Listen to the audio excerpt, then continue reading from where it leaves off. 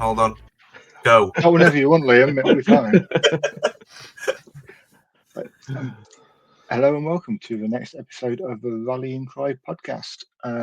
With us today, we've got all three of us. So we've got Dan, Jack, and myself. Hello. Hello. We're just going to go through kind of our last 2 weeks in the old world. A bit of hobby we've all been doing, a little bit of gaming. Jack's going to talk us through an event he's been at. Mm-hmm. And then if we have time, we're going to look at a few Armies of Infamy that have piqued our attention. Yes. So, Dan, do you want to go first on what hobby you've been doing? Why not? Yeah, so I've actually been really busy with real life stuff this week, unfortunately, but I did manage to get to the club I run in Sheffield on a Wednesday. But I've also been trying to, in between being a papa and a full-time working man, been trying to paint my spider. So I'm off to a it's called ChillCon, so it's just like a wargaming convention held in Sheffield. I think they've got one in Derby as well, Liam, I believe. We do have a small one, yes. Yeah. So I'm doing the painting competition for that. So I bought something actually when we were all from the schools, didn't I? I bought that spider. Yeah. Big boy. I'll just pop it up. I have started painting it because I want to do it for the army, but also I want to because I've got the for the painting competition. So yeah, I've just started. I've almost gone with like Tyranid stuff. So I've done all the flesh tone, which actually took me ages. So underneath the spider, that you see the flesh thing. It's all been. It's not been extreme edge highlighted yet, but it's had to be layered, washed, and everything else. So that were a pain in the backside, but it's getting done. And I'm trying to do the, like the Tyranid carapace kind of.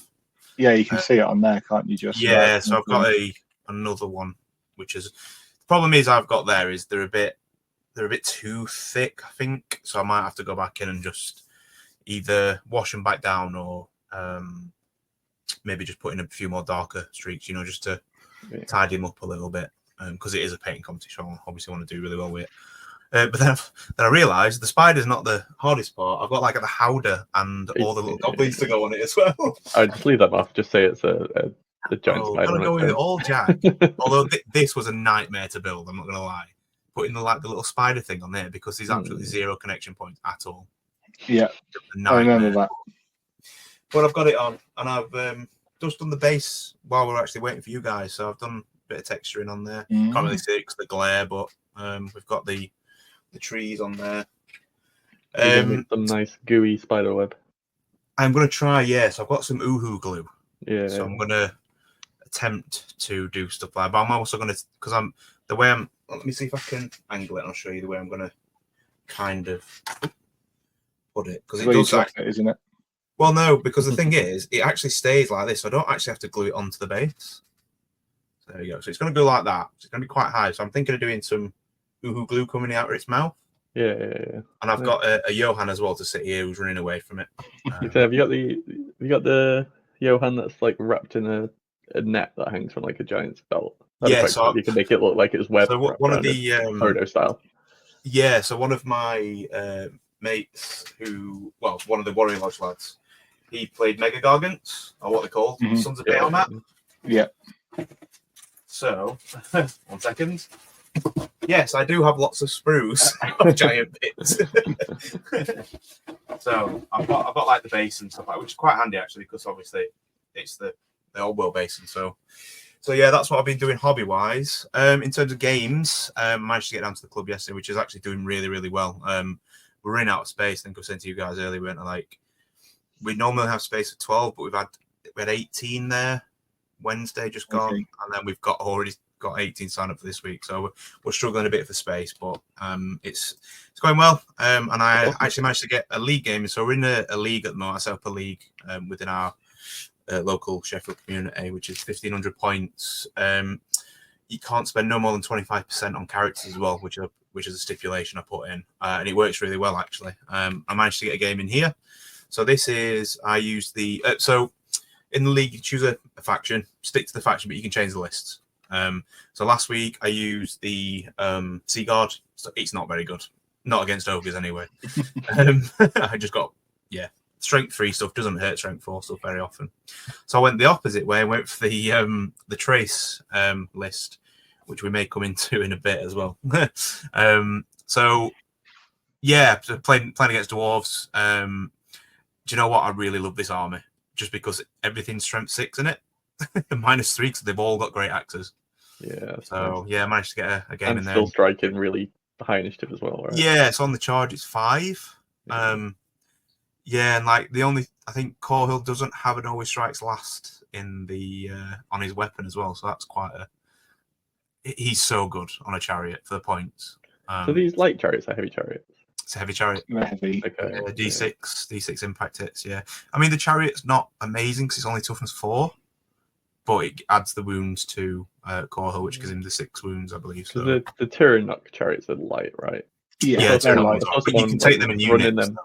I saw someone running one in like a unit of dragon princes or something wild like that, and I was like, what? My head. Yeah, no, they're like chariots, but yeah, you can run them in. I think it's 2. Is it 2+, 1+? 1 to 4. 1 to 4, yeah. So you can. If you've got a character on them. Yeah. Well, yeah, that's it. The character bunkers, aren't they? Because I still think the 4 wounds, I believe, Liam, aren't they? Yeah, 4 wounds. Only got a 5 up save though. But they are strength 5 and D6 impacts, but no AP. So it's. I think they're well worth 5 in the unit though to sort of look out your characters. You do, but you can just stick them in a.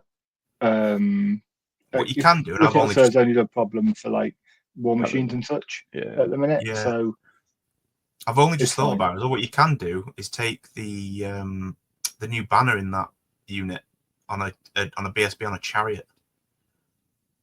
That could be interesting, making them all toughness 5. Toughness I know 4, they're only light chariots. Yeah. Could be a thing. Might try one day.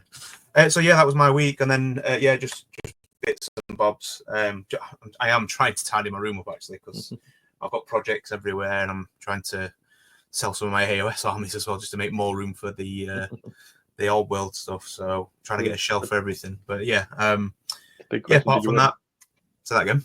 Did you win? Did I win? Oh, the game. Sorry, yeah, I did actually. Yeah. I So Joe, I actually worked with Joe.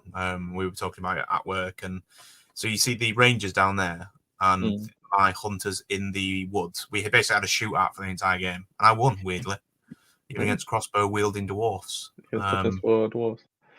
Yeah, I mean the guys in the top right, so they scout because you can take.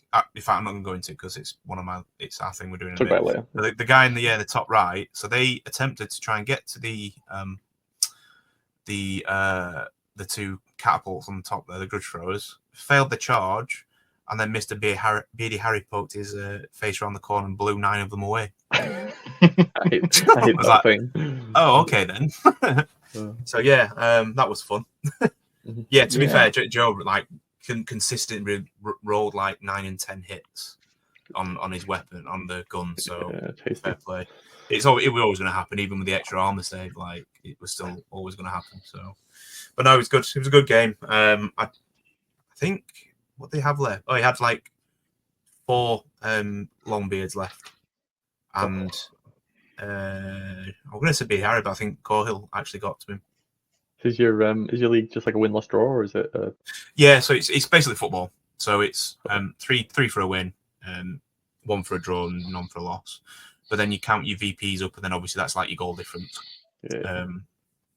Although I don't know if any of you guys are any good with Excel because we can't get the formula right to turn it into a league. So I'm having to manually go in and do it all, which is a pain in the backside. But send it me, I'll sort it for you. Yay! Cheers, Liam. So yeah, that's been my last couple of weeks. The first week actually I didn't do very much. I was recovering from all the Warhammer from the schools. I know that was a while away, but yeah, that's me. Do you want to do your hobby, Jack, and then I'll jump in afterwards and then go through your event after? Can do. We're gonna have to let Dan insert hobby here. I'm adding stage. Don't worry. Oh wait, no. I need to remove me first. No. The window is the event. The window's the event. Hide that. Hide that one. I sent the hobby's just. I haven't done the hobby. I basically built a model. That's my hobby for What was it then? Last week? It was the Orc. The new Orc Black Orc. The new character. Black Orc. Oh yeah, you Black shared, Orc yeah. character. So I got him built up, and he's been sat waiting to prime, but it's been raining and hailstoning every 20 minutes here the last couple of days. So I haven't got out to get him sorted. So hopefully over the weekend I'll get him primed up, and I think I might actually take my time and try and paint this nicely. It's a lovely I model. say, but I'll probably just put contrast on it and then be like, yeah. But yeah, so we'll get my time this one. But yeah, hobby wise, yeah, that's about it. I'm in the sort of lull at the moment where I don't know what army I'm taking to my next event, so I don't know what I need to get painted or based or that sort of stuff. I've made quite a bit of progress over the last 12 months on most of my armies, so just having a little break for a week or two, and then I'll sort of jump back into it. Yeah, you can't go all the time on it. Sorry, I'm going to say I do think you do need to find something to paint for. I know I do. I can't just sit and paint random things unless it's another game that I'm not allowed to speak about. But I do find a tournament definitely helps. Gets you a bit more inspired, doesn't it? Yeah, it's a deadline. I can't paint without a deadline. So I sort of paint in stops and spurts. So like I'll paint like 2,000 points in a weekend, and then I won't paint again for a month or two, and then I'll paint 2,000 points in a weekend. Once I've got something on my table, I can't stop until it's painted. I just sort of binge paint. I think one of Rob's comments a while back was, and it was actually really helpful, was if you just have your one project on your table, you will paint it rather than having 2 or 3 different projects on your table. I think that's really good advice. That, I mean, I'm terrible for it because I'll have bits everywhere, but it does. I have done it before, and it does help. I got the Orc on my table. I've got some Chaos Trolls inspired by your outing at Throwing Skulls down. So I've got good, mate. some. What else did I buy? Some of the Monstrous Infantry. Do you know what I reckon you should do, actually, Jack? You know, you're doing your Black Orc guy. Spray him silver and then put the contrast over it, and it'll go like a shiny silver, black or whatever. Like all my Black Orcs have got like enamel black armor. Which is like and a bit of odd paint on it. But I want to try and put some scratches on it and stuff like that to just make him stand out a bit. I need to repaint Grimgore at some point. I just thought of something else I've been doing actually. I 3D printed a statue. Oh, nice! It's like I'll print a couple of these out because they'll be all right for trees. Just found it now. There you go. So I've done that. So it's actually really small. Just holding it close to the camera. I'll try and get some paint on models and give an update next time. Sounds good. That's over to you then.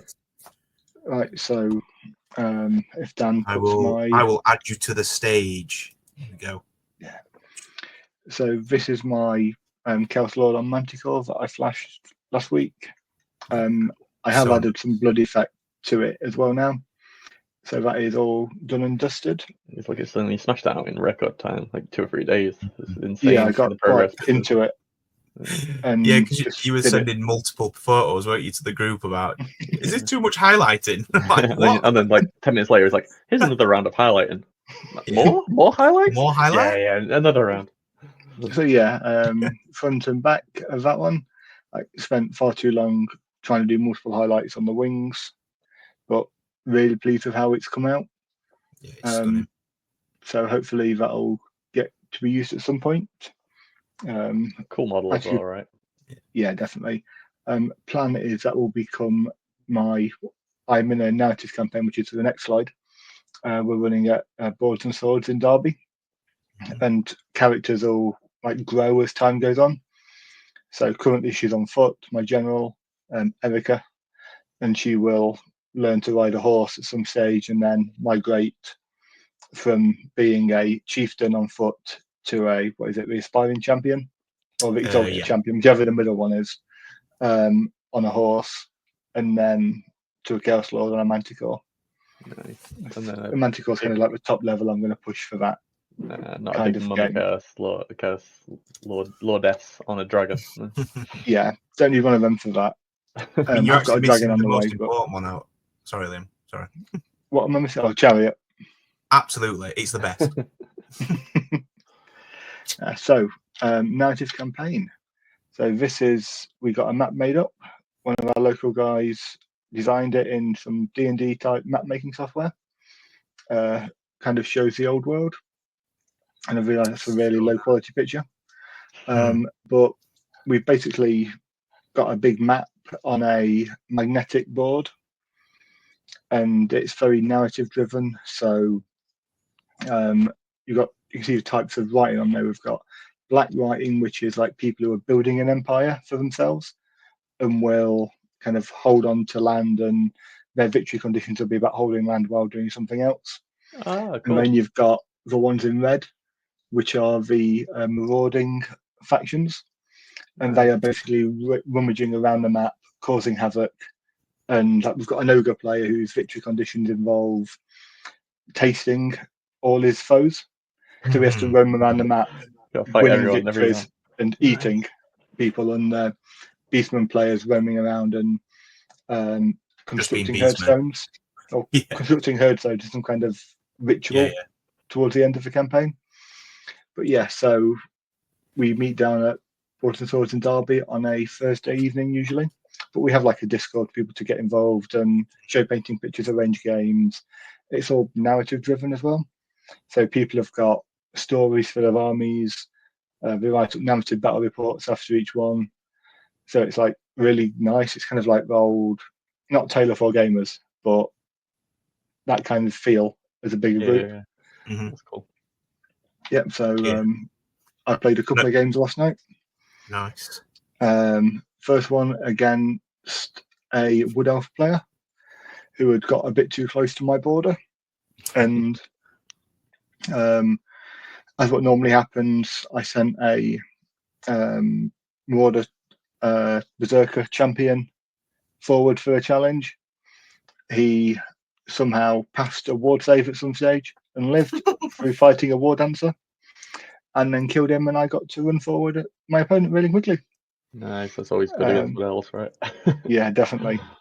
I kind of managed to get into the lines on turn 2, turn 3, and kind of ground it out at that point. I got lucky at one stage where a unit of Warhawk Riders failed a restraint test and went into my big block. So I got to kill them for free and not having behind my lines causing problems. Yeah, being a pain in the ass, literally. But, yeah, but because we're obviously doing this kind of toned down style of army list, it's actually really cool to see things like War Dancers and Warhawk Riders on the table, because you just don't see them at events. Mm-hmm. And it's just really cool to do. Took a couple of pictures of the other tables. We've got an Orc and Goblin player that is very Snotling heavy, because the Orc general was the only one to survive a battle, and he lost all his Orcs. So he's having to he's having to restart from scratch again. So he's got Snotlings, Goblins, Snotlings Trolls, good. and a Giant. Snotlings are a sleepy unit. It's like when you get your army wiped out on Total War, isn't it? You've got to buy all the basic rubbish troops because you've run out of coins. It's exactly that. And he was up against a dwarf player, just a normal dwarf Grand Army. And then we had a Noblar army against demons. So that is, it's like got one unit of ogres and an ogre character who's a hunter leading the army. I know they can't normally be a general, but it fitted. I think I played that Noblar army at the last. Yes, you probably have. It's been to a few events. Yeah. And he's just got like 120 Noblars. There's the rest of his army at 1,000 points. Spoiler alert, when it comes to me later for my event report, Noblars top level. Top tech. And then I played a second game against that dwarf player from earlier. A similar kind of pattern where I fluked out in the challenge against a Ironbreaker champion. So I shouldn't ever win that one, but I did. No, ever. And basically got into the lines, surrounded the main block of dwarves while ignoring the hammerers that were in that. You can just see them in the middle photo on the left-hand side.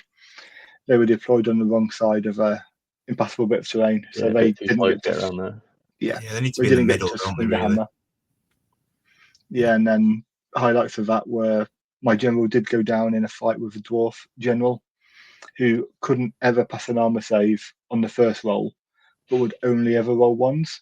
So would You always reroll, got a reroll. Mhm. yeah, and be fine. And I had a unit of Marauder Horsemen, which started off at 9 strong with a Marauder Tribe Chieftain in. And by the end of the game, I didn't take one risk, but the unit itself had got 2 Eyes of the God rolls. And the character was up to a base strength of 7 because he kept Nice. rolling Apotheosis from killing stuffing challenges. Feel like a leadership 10 horsemen. Yeah, it was really quite funny. Like, he's only got 3 attacks, but they're going to hit hard. And yeah, won both my games of the month, so I can now play a bigger size game next week because I don't, unless people want to play smaller games again, obviously. You've ticked off your rota. I've ticked off my what I need to do. Yeah, and I think that is it for my pictures. So unless we've got anything else, people have been doing Secret Hobby and not mentioned it in the last 2 minutes, we'll go into Jack's event report. Yeah. This will be interesting. So which event was it, Jack? Ready, Jack? This was one. Yeah, ready.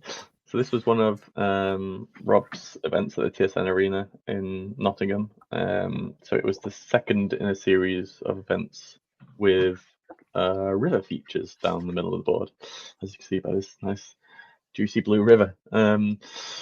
So I went to the first one. I had a good time. I think I came second or third with my ogres at that one. I think I went 4-1, losing only to Richie and his dwarves. And as you can see here, picture 1, you may recognize that army. That is Richie's dwarves from Dowie After Dark. So last game we had, though, it was on sort of one of the long tables. So the river was going sort of the other way, 90 degrees, and there's a bit more movement space. So yeah, ended up with Richie. He's always a fun game. I just want to point out first the real MVP of the weekend, which is that Mango Tango, which is a sensation. They were in Rob's free drinks for the weekend, and it was Tango. spectacular. So anyway, yeah, it's pretty standard ogre list for me. Big block of Iron Guts with the Tyrant in. I downgraded him from the Tenderizer to the Ogre Blade this weekend because I just wanted to see. He's got a quite good initiative, and the Tenderizer makes him strike less. So I just wanted to see how he played out with the Ogre Blade. That's not actually a downgrade, is it, at any stage? No, I mean you lose an attack and lose an AP, but no, not overly. Slaughtermaster in there, BSB in there. I thought I'd try something new on the BSB this week, so I took the Rune Maw banner, which is if someone tries to cast magic at you, they have to roll a d6. If it's a 3 up, they can't cast at you. They have to choose another unit in range, or if there's nothing there, it just doesn't go off. So I thought I'd try that bit of anti-magic tech. 2 cannons, a few saber tusk paths, a few saber tusk packs, the sort of obligatory bulls, and then this week I tried out some Nodlar trappers. So what was the stipulation on the river, Jack? So the river on this, the river throughout the whole event is dangerous terrain. Okay. And it also stops you from flying, and it turns off swift stride going through it. And then each game, it also has a special extra rule. So this one, it was like strength 4 magical hits to anything that's in the river, like at the end of the turn.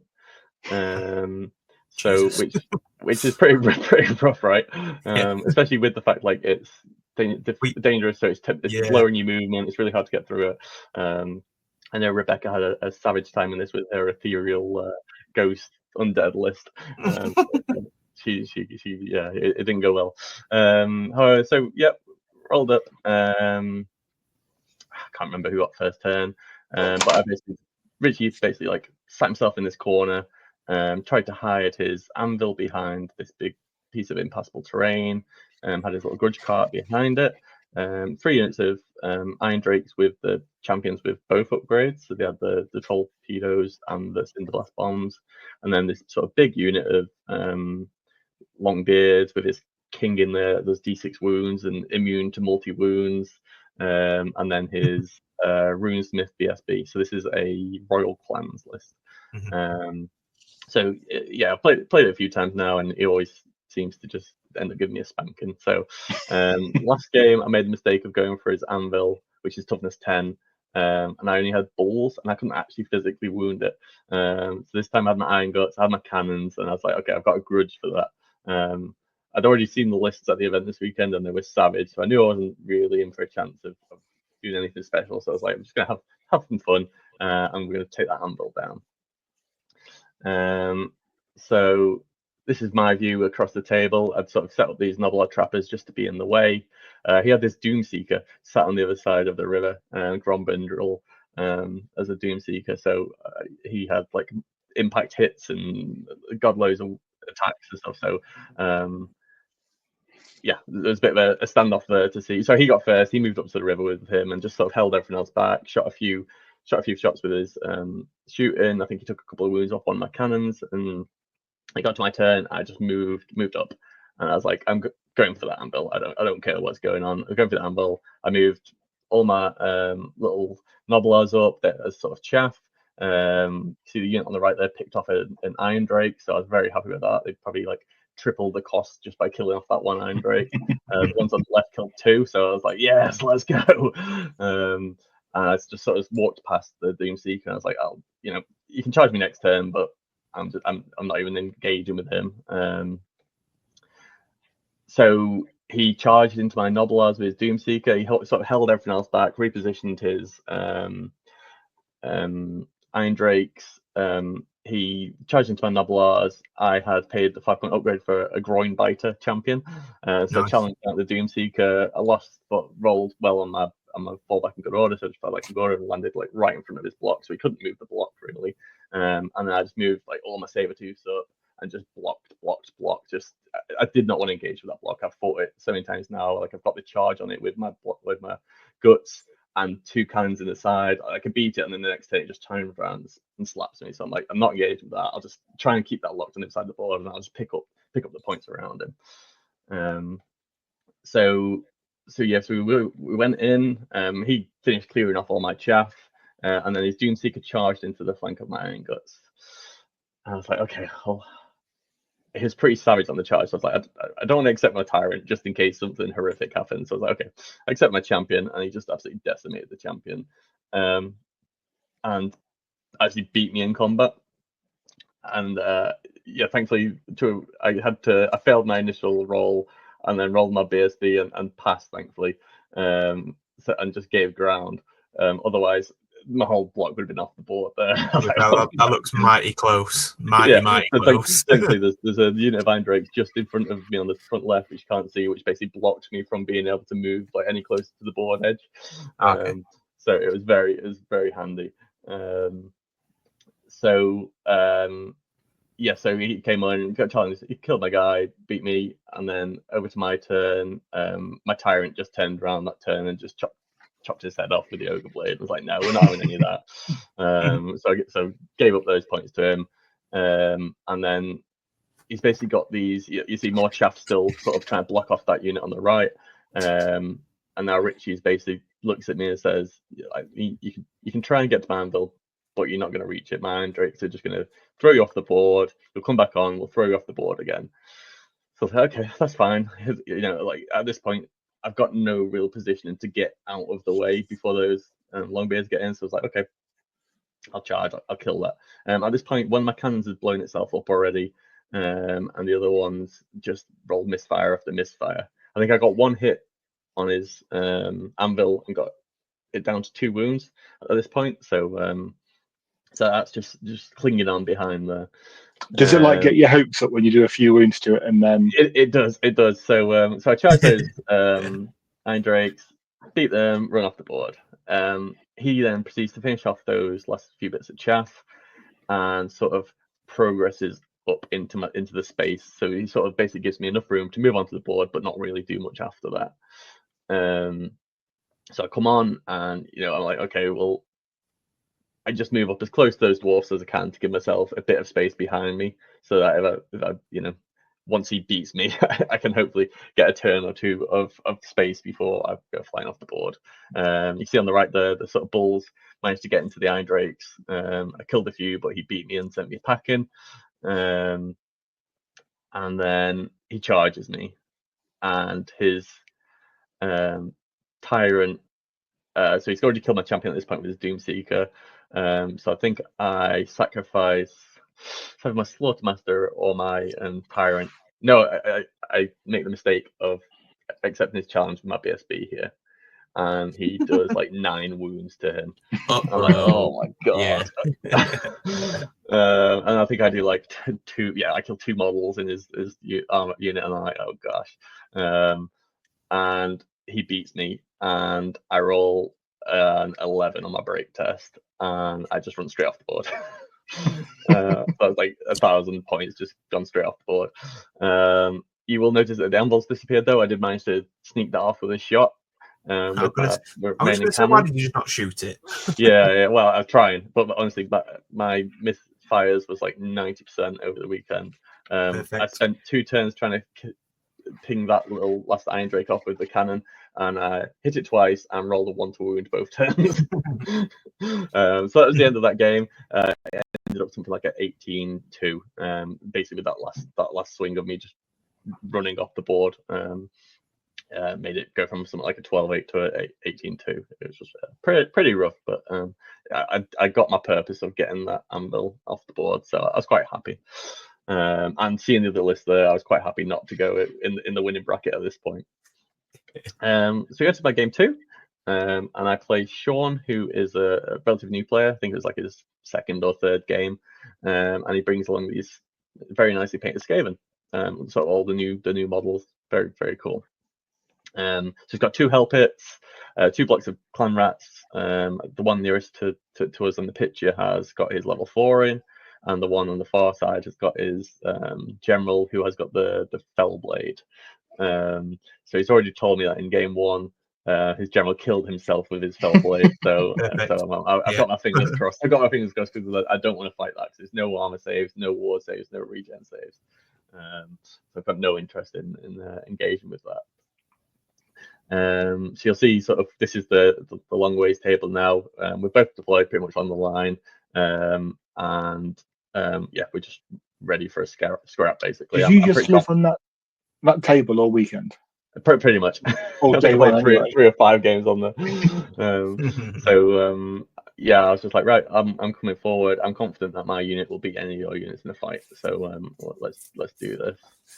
So he got first turn, and he just sort of moved all his lines up a bit closer to the river. Then it's my turn, and I just sort of march forward as much as I can. End up in the river, which in this map makes us possibly higher initiative. No, not higher initiative, not ward save. Basically, from this point on, they're all buffs to the army that are in them. Poison.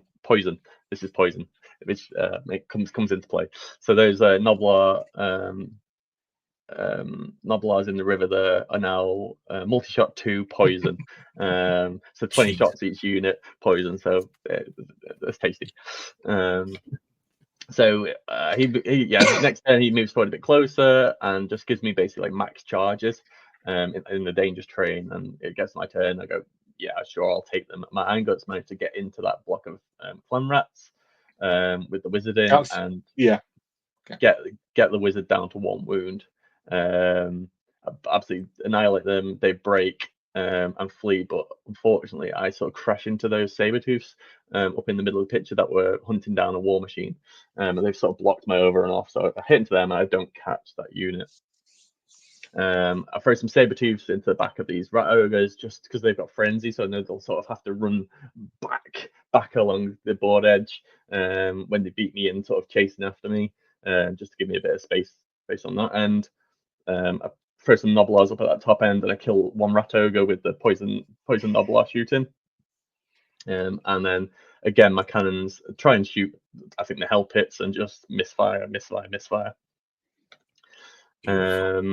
So you'll see here now, this unit with the wizard in is now beeline into like the other side of the board. He's like, I've got no interest in turning around and fighting. I'm just marching as far as I can, and like try and catch me. His Fellblade guys coming in, sweeping around the top.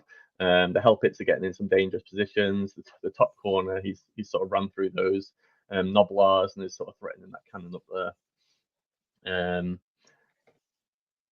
I get drawn into the chase, and I'm like, yeah, like I'm gonna get you, and I sort of just go straight after them.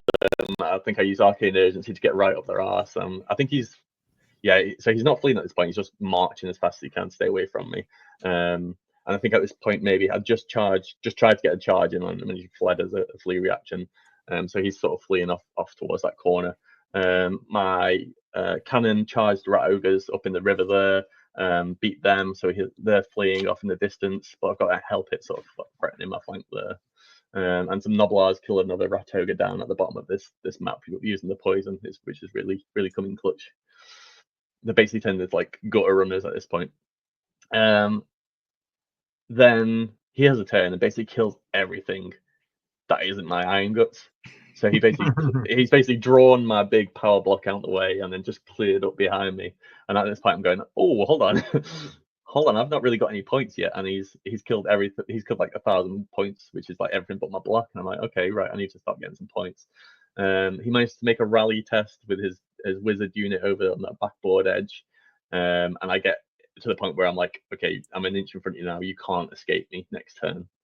He turns his Fellblades guy around, turns him ready to get a rear charge on me, while the rest of his army is basically doing nothing now. It's done its job. Those Rat Ogres are still fleeing in the top corner of the board edge, and they flee off the board. So I get a little bit of points.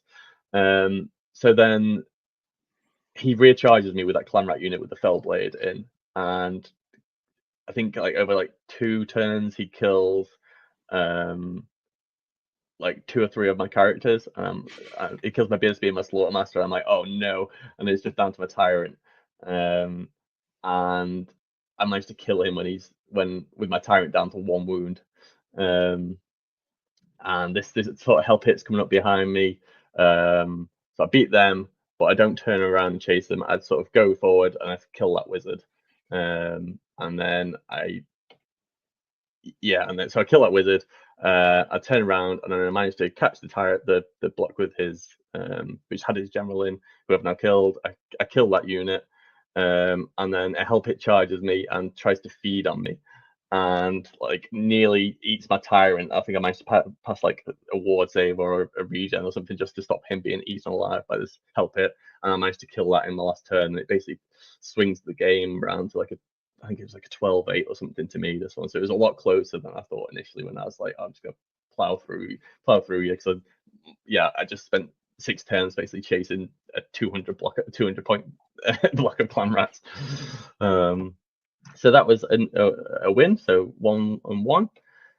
And then I go and play some Mod Wars. So this is Nathan, who travelled with Sean, the sort of previous opponent. Again, this was his like 2nd or 3rd game of Old World, and they were old 8th edition players, and then had been playing Horus Heresy for like the last 10 years or something. So they've got back into the hobby, which is cool. So again, Dwarves, pretty similar to Richie's list, really. He's got his Anvil, a couple of units of Iron Drakes, the Grudge Cart, Block of Longbeards, with the D6 Wounding King in, but this time he didn't have this was only a normal dwarf list. It wasn't Royal Clan, so he didn't have the extra points to upgrade into immune to multi-wounds. So at this point I'm like, okay, this river gives +3 initiative. So I'm like, if I can get the charge with my Tyrant in over that river, I'm going to swing first. And hopefully I'll kill that king before he swings back at me. So that was my game plan. So over on the left flank, he's got a couple of bits of artillery and a big block of rangers, which he'd put quite far out because I had a lot of chaff to drop first. So basically made him drop those, and then I went on the opposite side of the board. So I've just got a couple of chaff around threatening those cannons, basically. So he's got this really cool like OSL light effect on his models, which I thought was really cool. So basically, I just go for it. I just rush in, and we get into combat, and I don't kill his king. I'm like, oh no! I think I die. I think I take like a wound if that off him. I'm like, oh no! And he swings back and he whiffs, and I'm sweating. I'm like, oh my god, this is. And I think I managed to beat him, but like by 1 or 2, and he just uses his shield wall or stubborn and just falls back a couple of inches, and sort of we go again, and this time I absolutely just destroy all the longbeards around him. I'm still in the challenge with my tyrant, and he does 9. He like gets like 3 or 4 hits through, all wound, and rolls 9 wounds after my saves, and the tyrant is just gone. I was like, oh, That no. is one dead tyrant. Yeah, I was like, oh no. Twice. So I was like, what do I do? And I think he beats me at this point from the score. I'm like, and I rolled fine enough, and I just give ground. And he either follows me in, or the next turn I sort of recharge him, and I basically kill everything in the unit but the king. And I win in combat res, and he breaks, and I chase him down and catch him. That was the only way I think I was ever going to actually kill him. So I was very happy about that. And it just led me into this then, sort of this overrun then to get into the anvil. I got 1 unit of those Iron Drakes, and then I think that was sort of turn 6. But yeah, thankfully this one went my way. I think if he'd been a bit more reserved with his block and kept it a bit further back and just took an extra turn of shooting, I think, and got those rangers into play. Those rangers basically just would, I think they killed a cannon on the flank, but just never really got across the board to trouble me. So I managed to just sort of plow. They just seem to be out in the wings a little bit, didn't they? Not doing a lot. Yeah. He basically got worried about protecting his artillery, and sort of put like that 400-point unit guarding 100 points worth of artillery. It'd have been better just having a unit of Iron Drakes there. Yeah. So that was another win. So 2-1 after day 1. 2-1 after day 1. So I was going into the weekend hoping for 2 wins, but after I'd seen the filth that was being brought, a lot of people to the first Riverlands event, no one had really teched into the river apart from Richie, who'd done his 5-point upgrade, so his Longbeards were re-rolling dangerous terrain tests and that sort of stuff. Whereas this one, whereas this one, like everyone was shooty artillery, Tomb Kings with catapults, that sort of stuff. So it was rough. So game 4, I've got Owen and his empire. So you can see those 3 cannons. So we're on the long table edge again. So you can see those 3 cannons and a steam tank. Big block of knights. His griffin on this side. There's a griffin on the other side of the building on the right-hand flank as well. And then double griffin. So one's Imperial Griffin and one's just normal Griffin. Normal one, yeah. And then he's got a wizard on a Pegasus just next to those knights. So I of course think cannons. I'm not taking cannons through my ranks, so I go line hammer. So I'm like, right, I'm going line hammer. I'm not losing 3 ogres at a time to cannon shots. And if he wants to shoot me, okay, he can kill a cannon a turn, an ogre a turn. That's fine. And I sort of just deploy everything up. I want to try and sneak some cats through and get into his back lines if possible.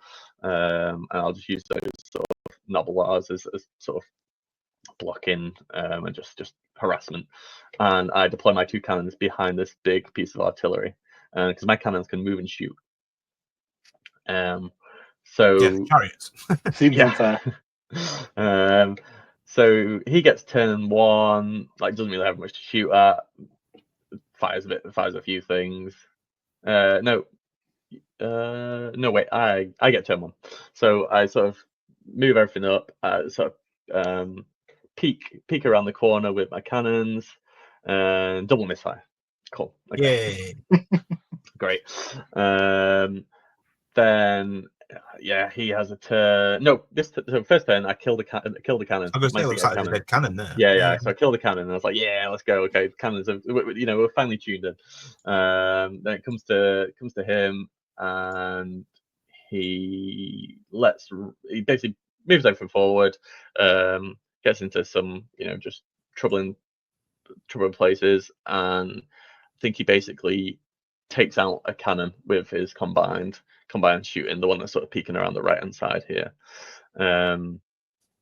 So I continue to sort of, at this point I'm like, I don't know if I want to engage or I just sort of sit back and hope that I win the shooting war. And then he starts to progress, brings both his griffins down each flank, starts putting a bit of pressure on me. And I'm like, oh, I don't really want my iron guts to get flanked by both of those, so I need to move forward. I managed to draw those knights into the middle of the map by fleeing with my noblars. So he charged my noblars that were in the river with his knights. I fled, and it sort of pulled them into this awkward space in the middle.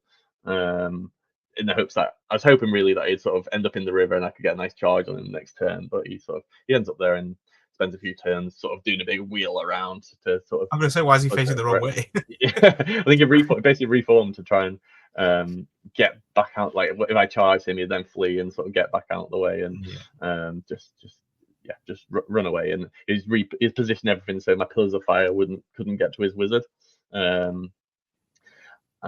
So he basically came down one flank. You can see there's an iron blaster in the distance there that's been chewed on by this Imperial Griffin. I charged him and did like 4 wounds with 9 packed hits, and then he just tore me apart. So there's a couple of wounds gone off the Griffin on this side, and his Griffin on the other side is lining up to eat a few bulls, which I'm happy to sacrifice at this point. And I decided my iron guts have got to go for it, so I reformed them and sort of arcane agency forward a bit. Completely forgetting he's still got 2 cannons, 3 cannons effectively at this point. And he sort of proceeds to sort of ping a rank or 2 of ogres off with his shooting. I managed to get forward and I get a charge off on the steam tank. And thinking, I've got ogre with I've got my tyrant with the ogre blade. I've got, I think I reformed back wide again, so I had like 9 wides worth of iron guts hitting in. So I was like, and I had my BSB, my Slaughtermaster, my Tyrant in base contact, so I had my Hammer Hand going off, or should have been going off. I had my BSB with a great weapon and my Tyrant. I was like, oh, I'll kill it. And I did like a wound. I was like, oh my God, what the? I just whiffed everything. I was like, oh no. Managed to beat on combat res, pushed it back, and then charged it again the next turn and like did another wound and pushed it back some more. And at this point, I forgot to say, if you catch the river, you get 200 points. So at this point, it's very close. He's basically killed the Iron Blaster. I've killed like a cannon, and that's about it at this point. So it's pretty even. And I sort of do a quick count up. He's got more models than me, pressuring for the river. So around the other side of the big building there, he's got like some halberdiers, and he starts moving the archers around. So I reposition these noblars that you can see sort of up towards the building, sort of blocking off the halberdiers so they can't progress. And I managed to shoot off the Unit 5 archers, or kill like 1 or 2 of them and cause a panic, and they flee off the board. So at this point, I've got more models that are capable of catching the river. So I catch the river, and it ends with about 137 points between us. And I'm like, okay, I pulled a draw. And then we look at Rob's scoring, and it's actually 100 points for a win, for the first win condition. so I end up losing 11-9. I thought it nice to drag a draw from the claws of nothing, and no, unfortunately not. So now I'm 2-2 going into the last game. I've been keeping track of the other players throughout the event, and Jack Allen has also gone 2-2 at this point with similar scores to me. So at lunchtime we have the paint competition. So I just grabbed a picture of Richie's dwarfs, and Sean Skaven. I forgot to get a picture of anyone else's, or they went out on show. So we go into the last game, and I get drawn in as Jack Allen. So it's another Jack off. Yeah, you fight every single tournament, isn't it? pretty much. So I think at this point I'm 2-0 at Rob's events and Jack's 2-0 at Warhammer World events. And he's brought this horrible Nuln list. He's got 3 cannons, 3 Hell Blasters, 2 units of Outriders, both with a general in them who makes them immune, like ignores long range or long. Yeah, with an item. Yeah. So I'm like, oh God. Telescope. Yeah, he's got a wizard on one side who's got a pillar of fire, a block of halberdiers over on the other flank. You can see here he's got a block of halberdiers, a few archers, and I look at it and I go, I don't really want to engage. I'm just gonna, like, usually I'm the one that, and all our games I'm like, I'll just run forward and weather the storm of fire. I might actually this time I'm just going to sit behind this hill. My cannons are sat behind a bit of impassable terrain on the left that you can't quite see. One of these buildings that you can see there. I'm just going to peek out, try and snipe off his artillery. There's plenty of woods and hills sort of blocking, so any shots he's got is quite difficult. I'm out of range of his hell blasters. Anytime his outriders came relatively close, I sort of did a reform with my slaughtermaster, put him onto either end of the line, and threw pillars of fires and fireballs at them. So but every time I got a fireball off, I was literally rolled like 2 for the hits, and I'd like kill one. I was like I just needed one good roll, and I could have got them. And then it was only halfway through the game, I was like, oh. Like one morning, he'd been panicked. He was like, "Nah, immune to panic." I was like, "Oh my god!" Like not even that tactic would have worked. So my cannons are peeking out around this terrain piece, and I'm just rolling misfire after misfire after misfire. I managed to take out one cannon, and he blasts both my cannons back in return. Like okay, so I'm sat here. I'm in line formation, and he starts then just firing cannonballs at my slaughtermaster. And like that's right, I've got lookout and says roll a 1. he takes 2 or 3 wounds off him, shoots again, roll another 1, takes another wound off him, so he's down to 1 wound, and this is like turn 2. I'm like, oh my god.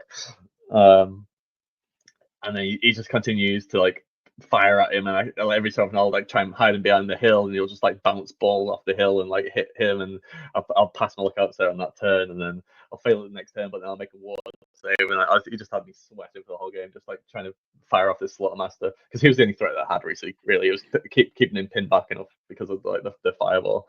In hindsight, I should have just rushed forward and taken a turn of shooting from the Hellblasters, but I just wanted to try something different because we basically play the same game every time. So I was like, I'll try a different technique, see what happens.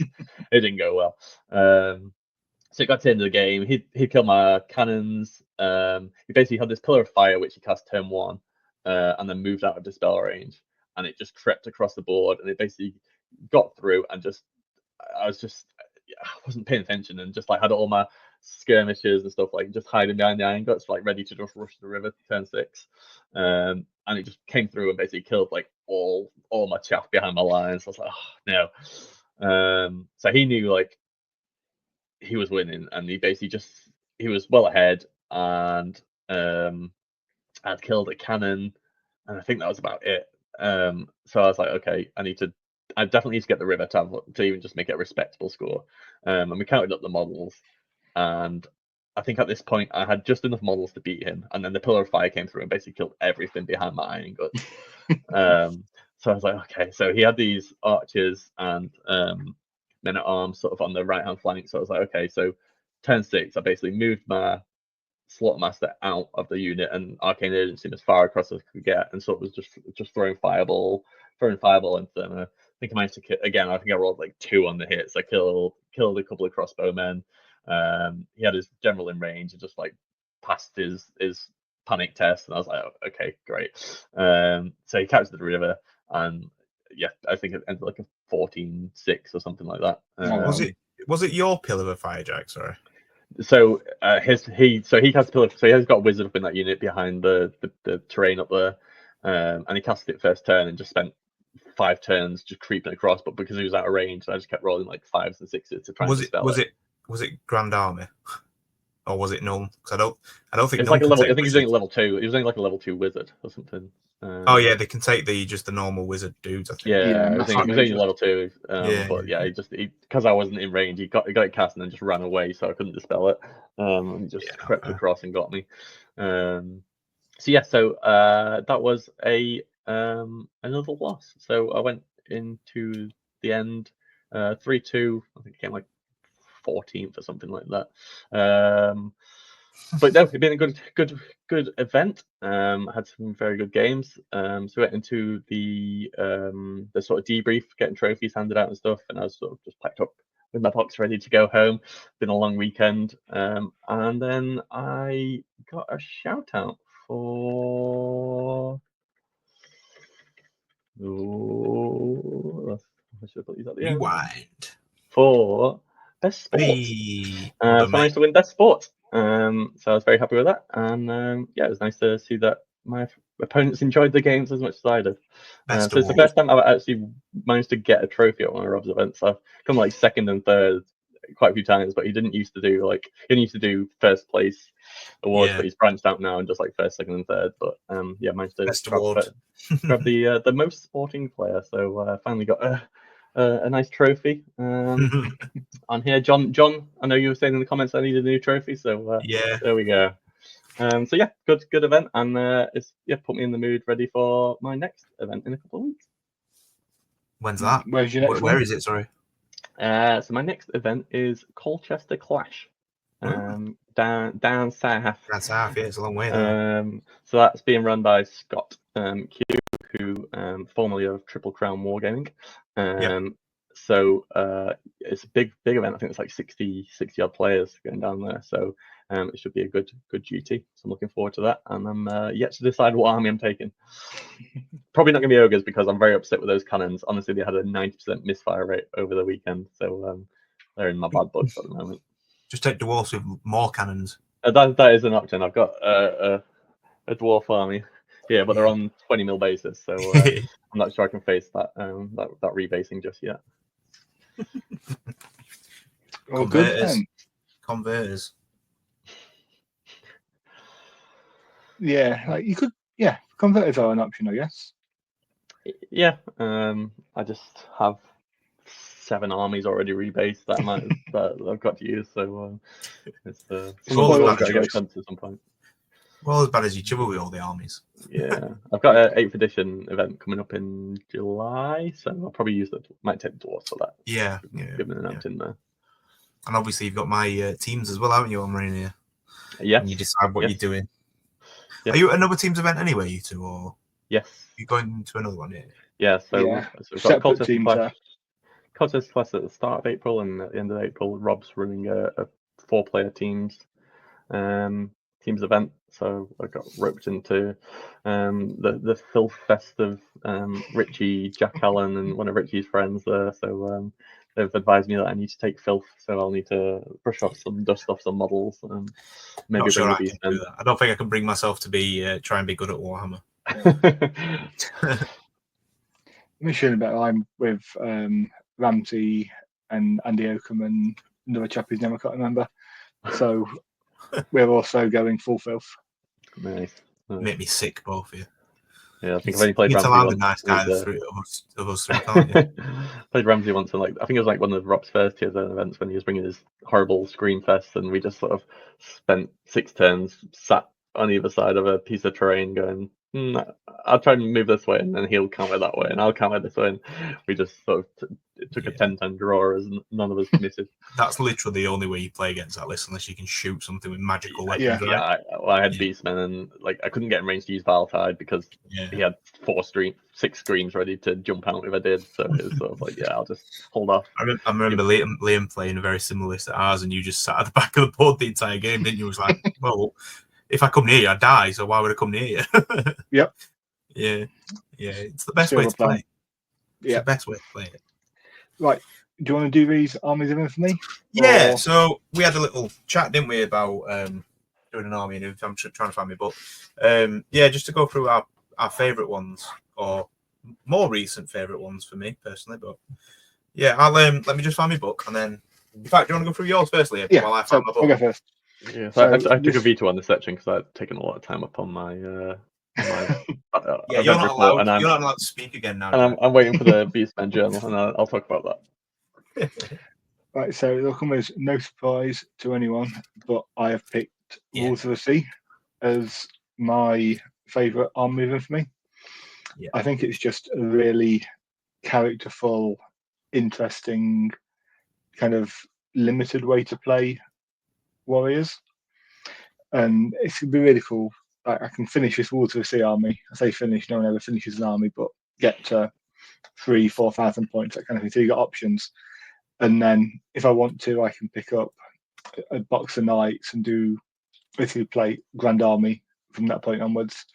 So it's a good starting block, gets you a really solid starting into chaos. But I just think it's the theme of it, the whole Norscan tribes that aren't quite into chaos as chaos. They see it as these mystical creatures like the hound and the crow and the serpent. They don't know it as Khorne, Slanesh and Nurgle. I think those ones are.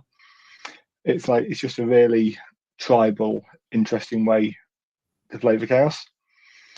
And they've only got like 3 special rules, I believe, for the army. You've got the where your units and characters can gain bonus either of the god rolls by defeating enemies in challenges, or by running down units with banners. And if you get that really cool thing where you get like a unit of skin wolves that suddenly get apotheosis or an extra attack or something like that, and it's just fantastic. Yeah, And it sort of brings back the Gaze of the Gods from like 8th edition, when just unit champions could, beat something in combat and then suddenly they got to roll and could turn like a demon prince or something like that. So it's not quite as the extent of that, but it brings a bit of that flavour back. Yeah, definitely. And then you'll play it again and your unit will end up with stupidity on turn 1. So it kind of gives and takes away. But I just love that feel of it. And then you've also got the ability to take extra ambushing. Not that you ever really go heavily into it, but if you've got excuse me. Okay. Yes, you do. Who doesn't like playing with half an army? If you want to come last at an event, you go heavy. If you want to come last event, that is how you do it. Yeah. So if you take Friedel, you can, or Friedel, however you pronounce it, you can modify that and actually potentially make the ambushing work a little bit more than it does at the moment. Yeah. And then you've got arguably the best rule in Warhammer in that start of the game challenge. It's like, I remember watching, it's a really crap film to be one of my favourite films, but Troy. Troy's a good film. Yeah. And their whole thing with like that first scene where we've got the 2 armies lined up, and he just comes out and one-shots the opponent. That kills that massive giant. Yeah, no one else. Exactly that. Hungover and he's hanging out. Yeah. Because Liam, that if you decline that is why no one will remember your name. Yeah, exactly. There you go.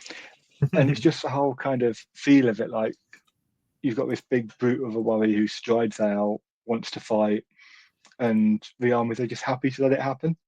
Yeah. But rather than that, like the whole kind of Battle of the Bastard thing where Jon Snow is trying to get him to fight to protect his men and for his men, and decide it in a one-on-one combat. It's just no, we're just going to fight even after we've done this. Cannot be realise that my camera's slowly slipping. I've got a black bar appear here again.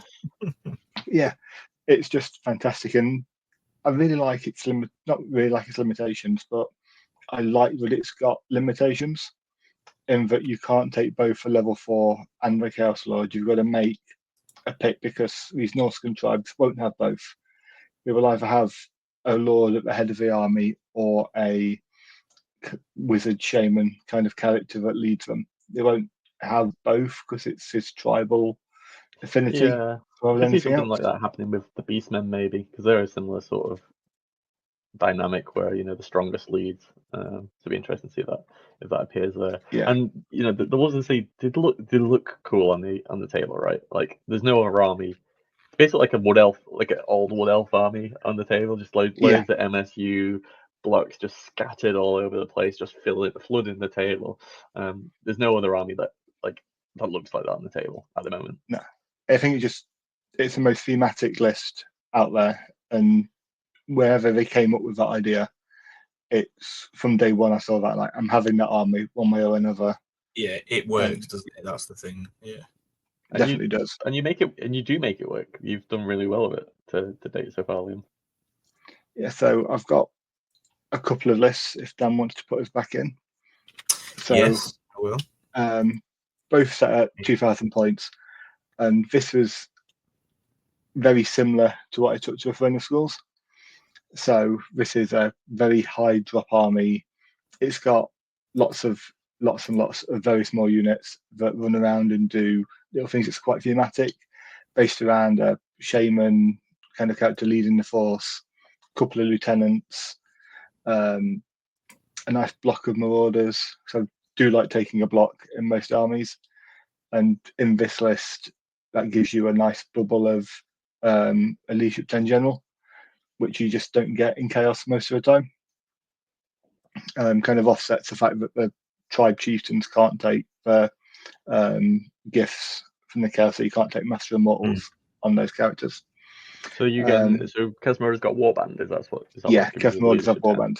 Yeah, so 8 on the character, and then boosting it. Right. And if you get Apotheosis, then you don't need as many guys, but still good to have. Lots of Favour of the Gods in the list to kind of make sure you're just rolling and rolling. And hopefully by the time you see in combat, you've got these 84 and 95 point characters into actual kind of Lord strength 6, 7, 4, 5 attacks, maybe picked up a weapon skill as well. And because they can do the whole kill an enemy champion in combat and get a roll on the Rival Gods, you actually don't mind feeding them in. It's like, you know, when you're playing a dragon and it gets challenged out and it kills one guy, you're like, fantastic, great, I've wasted a turn, wasted all the power. Like, you're actually just gaining a stat and you're protecting the fairly squishy character as well at the same time. So we'll happily kill unit champions all day long with those. Yeah, and I guess it's great for like when people are trying to chaff you up with, you know, blocks of 5 horsemen with a champion, and you go in and you kill that champion, and you're like, actually, it's made me stronger for when I actually get into your back into like your back lines. Exactly that. And you've got these different units as well. So you've got the there's 4 new units for this kind of style of list. So you've got the Marauder Tribe Chieftain, 2 of them. You've got Marauder Tribe Berserkers, 3 of them. The Skin Wolves, 2 units of those in this list. And the Huskers, 1 unit of those in this list. So it's picking up all the different elements that make it unique and let you really push that theme a lot harder than you can with a lot of Armies of Infamy, where you just kind of look like a normal army, but you've maybe got a couple of different rules to the list. Yeah, that's pretty cool. You just reminded me of Skimmels of the other unit on my painting table at the minute. I've got some Skimmels, and I've got the old limited edition champion type one. Really I've got a couple of those in my army. I've got a new box, so I'm excited to crack them out. The thing I like about the Sea of the Wolves, obviously I play them as well. Not as good as Liam, but you know, it's the MSU kind of feel to them, but it, you know, like when you get your MSU kind of Iron Drakes and stuff like that, that's just how you play because of how good they are within the game. I feel that the Sea of the Wolves actually plays that way and looks better that way rather than big blocks of, you know, thousands of marauders in one unit and stuff like that. I think the better is because they are but they are, aren't they, the marauders, the, you know, wild men, really, aren't they, in a way. So I think it always looks better on the table as well. When you've just got millions of dudes running around.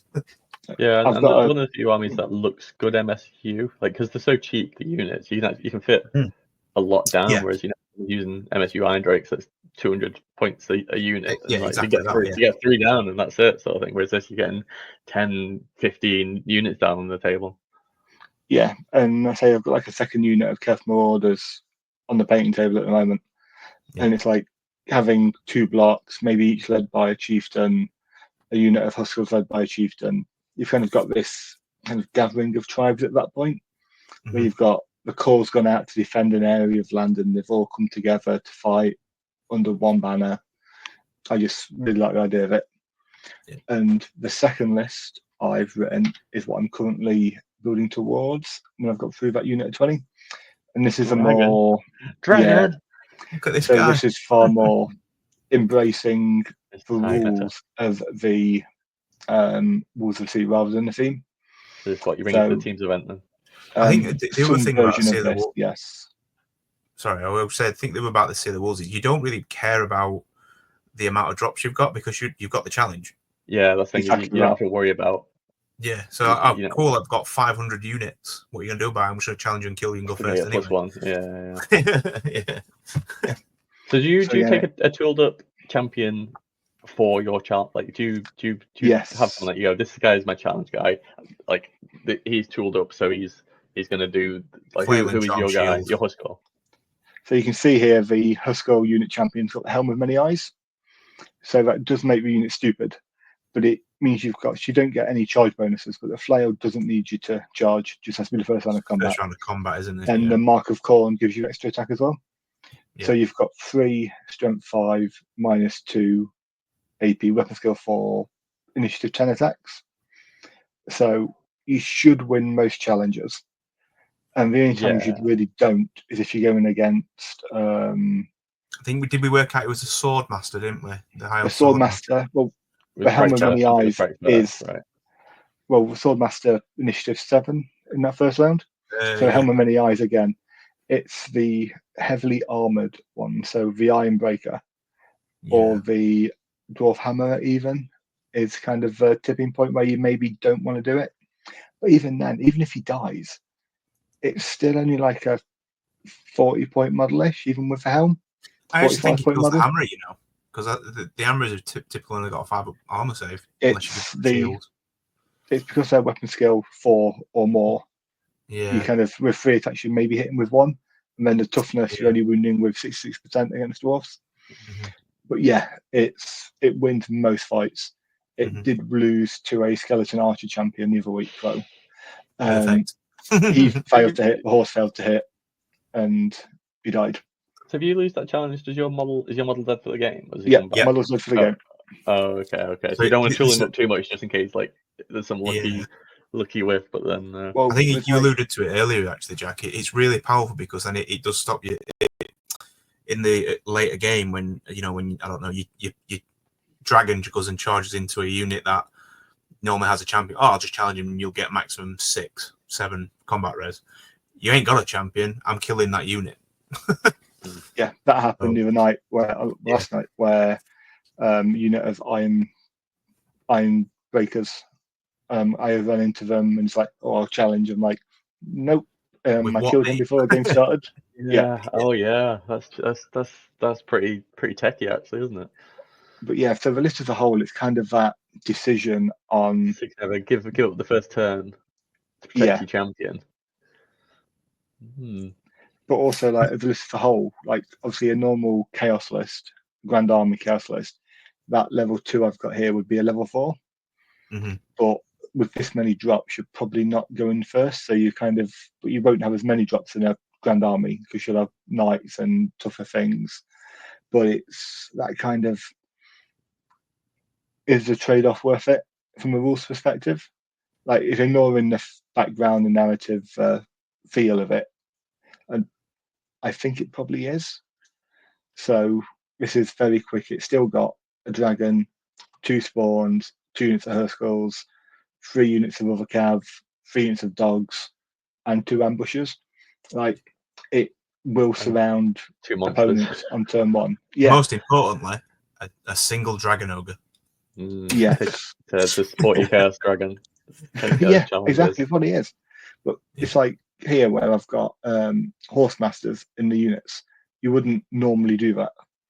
But because you need something to go in with the dragon, between here, I've got enough to go in and let the dragon do what he wants. That's what I tried at Throne Schools with my Demon Prince, but giving up the 5 combat res from the 5 dead horse masters meant my Demon Prince always died. Whereas at least the Chaos Lord probably going to get enough kills to balance them dissolve. Yeah, that's the idea anyway. Yeah, but yeah, so that is that, and that's one of the reasons I love Wolves of the Sea. Yeah, I'd say I like them as well because I like to play them. But I'm going to go for a more up to date one. So I've found my book. It's my one true love. Yeah, the High Elves. There's been a bit of see, Jack's a real guy too. There's been a bit of I don't know. I think it's not a backlash, but I think a lot of people don't think this book's that good. The Sea Guard one needs a lot of play. I will admit that, having used it twice a couple of weeks ago, and strength 3 just doesn't get you anywhere. So you do need the chariots and the crossbows and stuff, I think. So I've actually gone for I did allude to it earlier. I've actually gone for a Trician Warhost. So can I just interrupt you quickly here? Go on. You said there's been a bit of a backlash against that book for not being super or singing or dancing. Yeah. And I think people expect, for some reason, and I don't know why, expect these Armies of Infamy to be super fantastic, all singing, competitive. Yeah, meta driving. There's a reason it's in a supplement book, right? Yeah, exactly that. It's this list that you don't need, but if you want to play something on a different take of the main army, it's what it's there for. It's not meant to be this all-conquering Death Star of Doom. It's meant to be a Tracian themed army, a Sea Guard themed army. And whether they're good or not doesn't matter. It's whether do they do what you asked of them. And they are adding in, they're adding in a few tools for your main army. I think that's the magic items and stuff. Yeah, they're adding a few magic items that sort of make your main army better. And then you have these two sort of fluffy lists, unless you're Tomb Kings and Bretonnians, just to take those narrative events, or just have fun on those sort of bottom ends of the tables as such.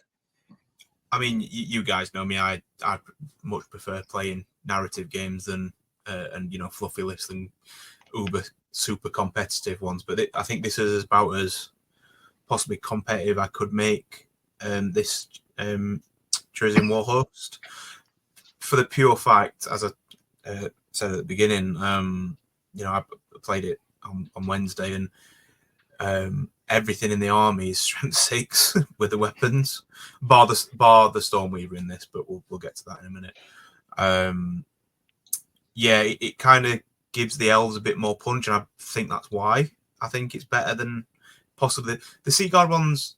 The Sea Guard one's very what's the word? I don't know, if you come up against something with quite low toughness or something of very similar elves, where you can actually wound them with shooting and stuff. Yeah, if you're to humans, very shooting.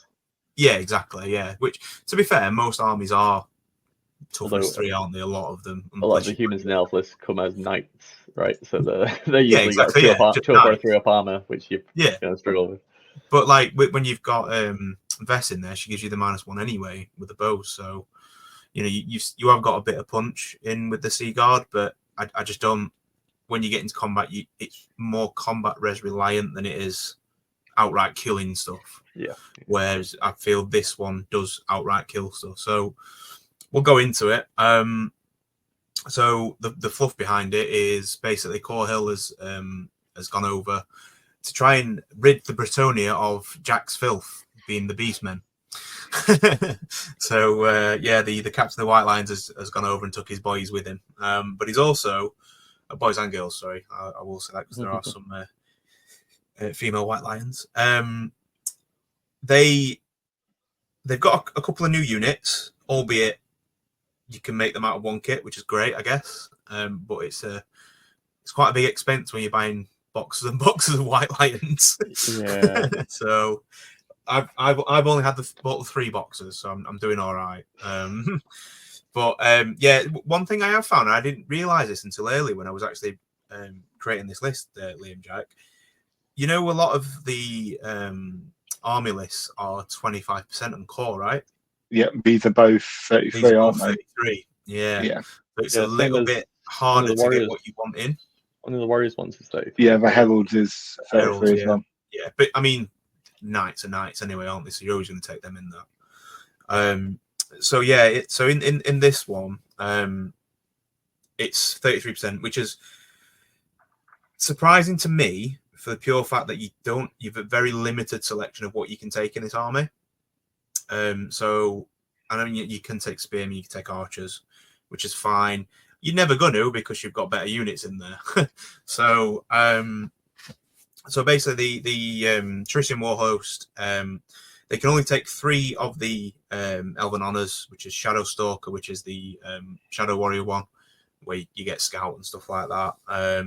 Trician Hunter, obviously, which is to basically make a character a White Lion of sorts. And then Pure of Heart, which everybody takes because it's great. Now, the problem is in this list I've got here, none of the characters in this list can take any of those. So they're for your generic characters. So your elf nobles, your mages and stuff like that, your princes. What you get in this army, apart from everyone gets access to the Trissing Great Blades, which are +2 strength, -3. Armor Bane 1, I believe, as well. So they can be -4. Are they not Armor Bane? I want to say no. You've got the book in front of you. I've got the book in front of me, but it's in the main rule book, isn't it? The Trissing Axe. So tell you what I'll do though. Almost certain we can just go Trissing Great Blades. Here we go. No, there you go. So just -3, which is just better anyway. Just -3. Just -3, yeah. Just -3. So yeah, essentially all of the army, all of the units, which have minus obviously the archers and the spearmen, but they can take an upgrade, which I'll get up to in a minute. They've all got the great axes, which is mint. Strikes last, yeah, but you can get them to initiative 5 with the elven reflexes, which is +1 initiative in the first round of combat, and then obviously on the charge you +3, even +4 if you're charging the flank. You know that they can get to 6 if you're charging the flank, which is great. So, and the other thing they get, a lot of people have been playing this wrong, and I've seen a few people do this on different forums and chats and stuff in Facebook. The hidden trails, not the hidden trails, sorry, the Warriors of the Wilderness. So you get a terrain feature. A lot of people have been saying the woods. Not woods, it's just difficult terrain, dangerous terrain. So essentially, what I think you saw on the game I played, just that white map is basically. I think the fluff behind it. I mean, correct me if I'm wrong here, Liam. Is they put like traps and stuff down, don't they? Basically, I think it's something like that. I see it as kind of. Yeah. I see it as like a forest, because you're choosing to pick your fights around the forest, you're hunting the beastmen, and this is the bit you've actually cut down.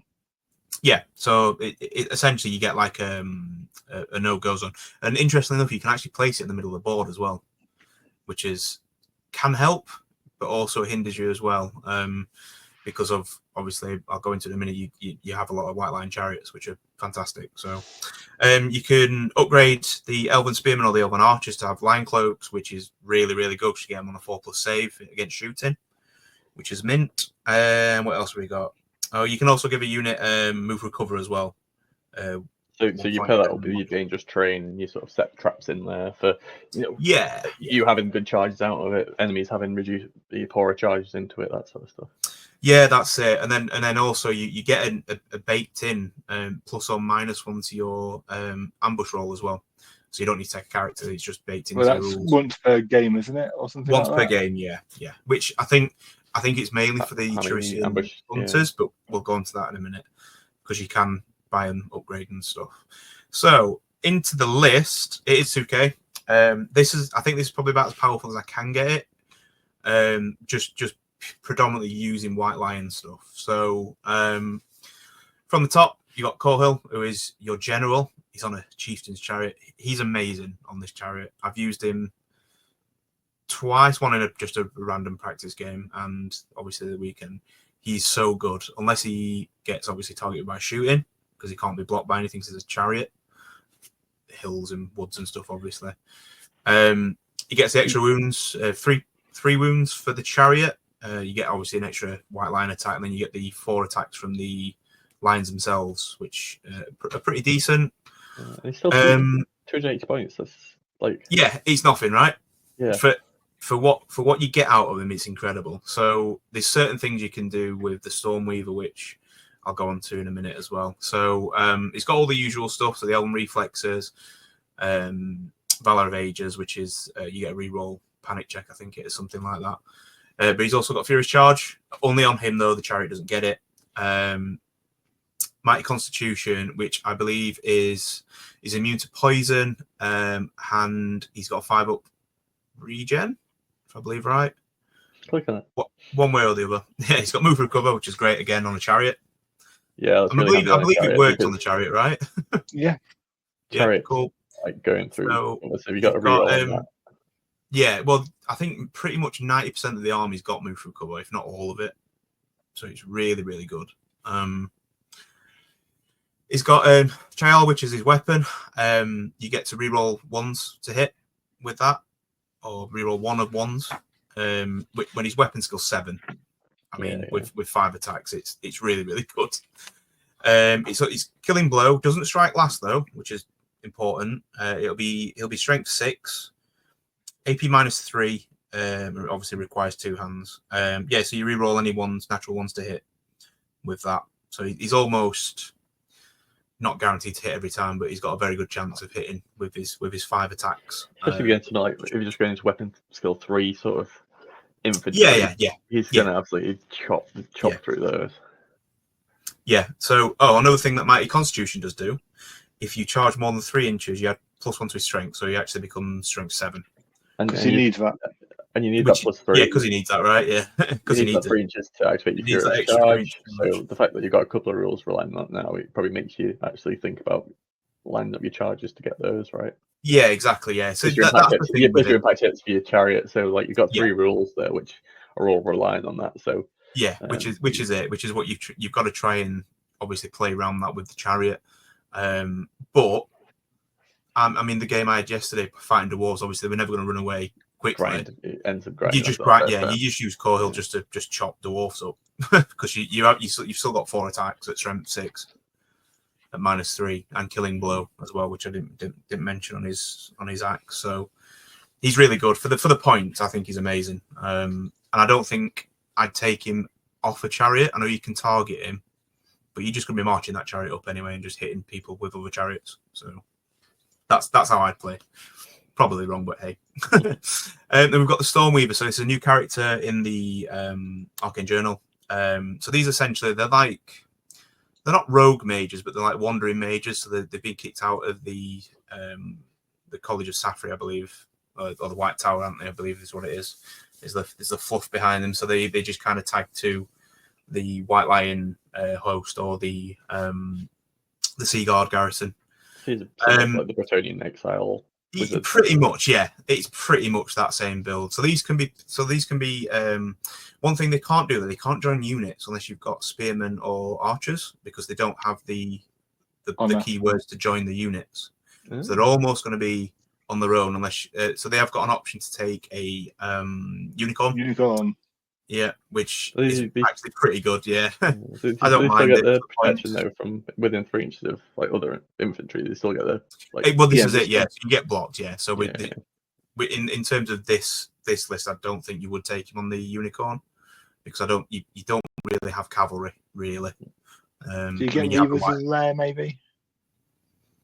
Maybe if you put Reaver. Yeah, I think because you can take Reavers in the you take Reavers in this one. I can't remember. I want to say yes. I think you can take Reavers in the Sea Guard one. Yeah, you can take Reavers in the Sea Guard.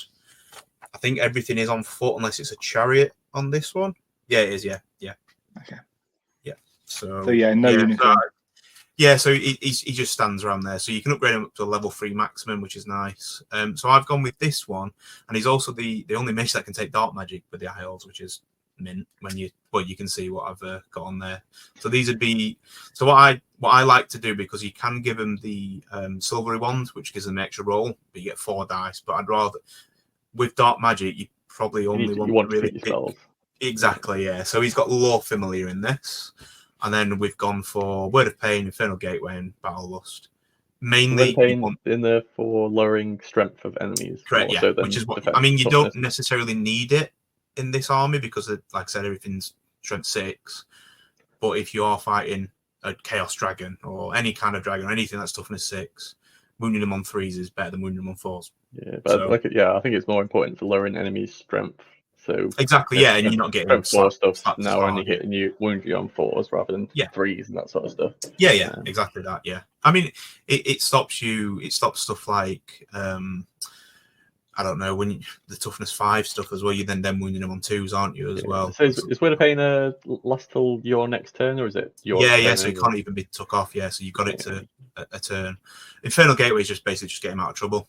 Because he can teleport himself. And there's nice tactics where you can charge Core Hill you could be lined up to get charged next turn.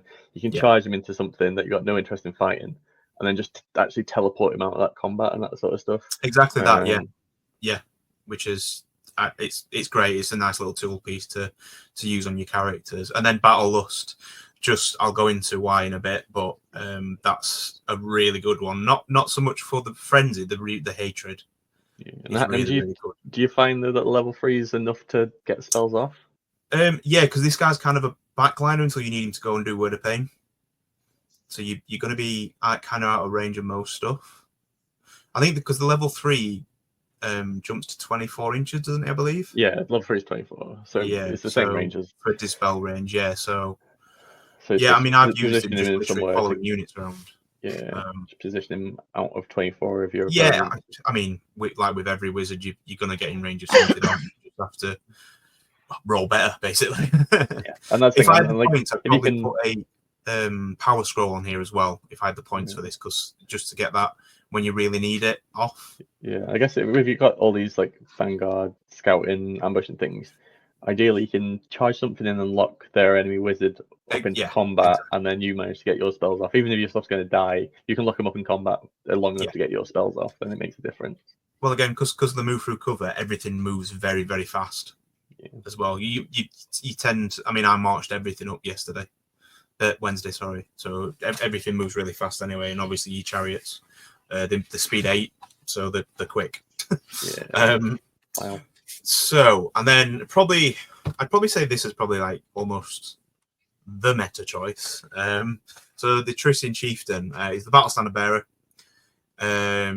He's a mid-tier character, but he sits in the hero level. So he's got an extra attack, so he's got 3 attacks. I believe he's got 3 wounds. He's got the wound, yeah. Yeah, he's got 3 wounds as well. So he's like in between. He's like a lord / He's like one of those mid-level chaos. Yeah, he's for his points, he's really good. So he's 105 base, which is actually not too bad when you get everything with him. So you get the Lion Cloak, you get Furious Charge as well, move through cover, strikes first, which is important because you will give him the Trissian Great Axe, which I think is the same points as a great weapon. You're always going to give him that. So he's the Battle Standard Bearer, and then he's got probably the best banner in the book. Possibly, would you say in the game? For what it's really expensive, isn't it? Though it's 80 points, but we'll have a read. I think it's one of those where obviously if it's going in a unit of 2 things, it's very expensive. If you capitalize and then put it into a unit of 400 elves, then it becomes very cheap. Yeah. I think because this is obviously a anything that can go in the Grand Army, you can go in anything. I mean, all elves are toughness 3 anyway, but we've probably seen big blocks of sword masters with it on them. Exactly still trying to get ethereal off every turn, but they have the difference between. Well, the difference between the 4 and 3 is actually quite massive in this game because there's a lot of things that are only strength 3. So the 5s to 4s is actually quite a big jump, I think. But yeah, so we've got you've got a Charm Shield again. Points. I'd probably ideally like the opal thing on it. Yeah, because I mean, literally, the Charm Shield is just there for maybe a cannonball or something like. Because he's going to be in a unit anyway, and points. The Dragon Helm, which is really good, 6+1 to his armor save. So against shooting, he's actually a 3-up save. And in combat is a 4-up save because so he's got the Lion Cloak. So what's the Lion Cloak, and that makes you? So the Lion Cloak is +1 to save against shooting, non-magical shooting attacks. So he's a 2-up save for shooting. No, so heavy armor's 5, 4-up shooting, 3-up in Dragon Helm. Yeah, and shield. Oh yeah, and the Charm Shield. Yeah, yeah. It could be a 2-up. Sorry, in shooting. Yeah. Well, that never matters anyway because he's out by himself. He's in a unit. Yeah. If he's out by himself, he's got other problems, right? Again, it's points. Ideally. This is the one thing I found with this list. You run out of points very, very quickly because of how expensive the army is. Yeah. So those are the characters. I think they kind of cover all bases. You've got a bit of magic. Granted, it's only level 3. You've got your banner that makes a unit great, and you've got a beat stick with the core hull and a chariot. So into the core units, because like I said before, you've got to do 33%. So the Tracian Huntsman, Tracian. Tracian. We'll go with that. So these are basically Archer White Lions. Slightly one less weapon skill because they are only weapon skill 4, but they're also BS 4. But the kicker with these guys is you can take warbows and they're strength 4. So they are strength 4 shooty boys. If you pair that with Word of Pain, fantastic. And you have your enemy down to like toughness 2 or something like exactly that. I've not changed it on my thing here, but I'll go into this bit because I've got 2 Vanguard, but I'll explain what you have to do in this list, or what you can do. Sorry. So again, they're basically White Lions, 1 less weapon skill, and all everything else with it. Lion cloaks, heavy armor. So they're 4-up saving shooting against non-magical shooting. The skirmishers as well, which is obviously keeps them alive from other shooting. Move for cover again, which is great. Now, one thing you can do with these guys, you can buy them ambush as well, which you can manipulate, obviously, like I said, with the inbates rule. Or you can swap Vanguard for Scout. So, but you can only have one or the other. So you can have one of each. Sorry, you can't have all of your scouts. All of the scouts. So it's 1 0. I guess you don't. I know you said before, like you just march everything up, whereas these have got good shooting, so you don't want to be marching these really. So if you can you Vanguard them up to in range and then just so you can Vanguard them up or scout them on or something. This Vanguard here should actually be Scout because I'd always Scout 1 unit. Cheating. Yeah, just to be in just to be in half range straight away. Because the thing is, even if you get charged, depending on what you're fighting against, because you skirmish, you'll probably get some attacks back as well. Even a full ranked up unit is only going to get 5-6 attacks into you, aren't they? A lot of the time. Exactly. Yeah. That's a bit. And you're probably going to get maybe 4 back. Well. Yeah.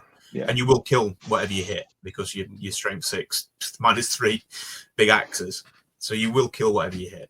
I guess the worst thing for you would be something like a single dragon ogre who then you sort of get that narrow frontage you can probably kill for, right? Will hurt me, and something with multiple attacks or lots of attacks will hurt because again they're only toughness 3. So 2 units of them, 1 with Scout though, and then we've got I don't think they're compulsory, but the actual White Lions.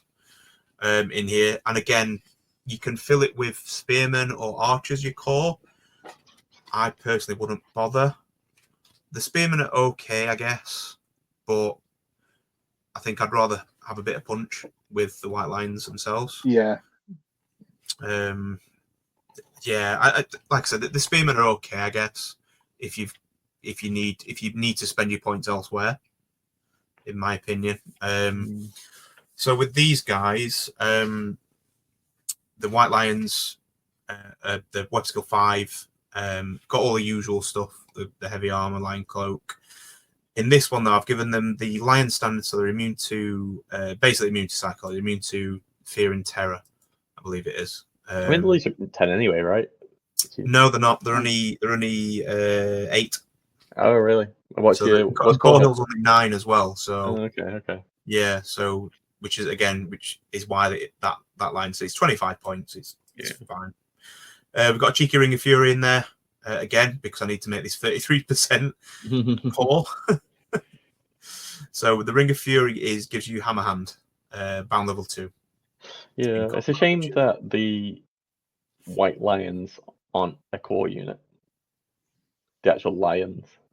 No, the actual white lion, the lion, the actual war lions, the cavalry lions. It's a shame they're not a core. Like it feels like they could be a core unit in this list. I don't rate them for the pure fact they've got a single wound and they can just die very quickly to shoot it. Yeah, that's the thing. I was just looking at them, comparing them to the sort of saber tusks, which I love in my ogre list. Yeah, and they look great. Like I was reading through the rules, like, oh my god, these are great. And then I got to the 1 wound. The 1 wound, and no armor.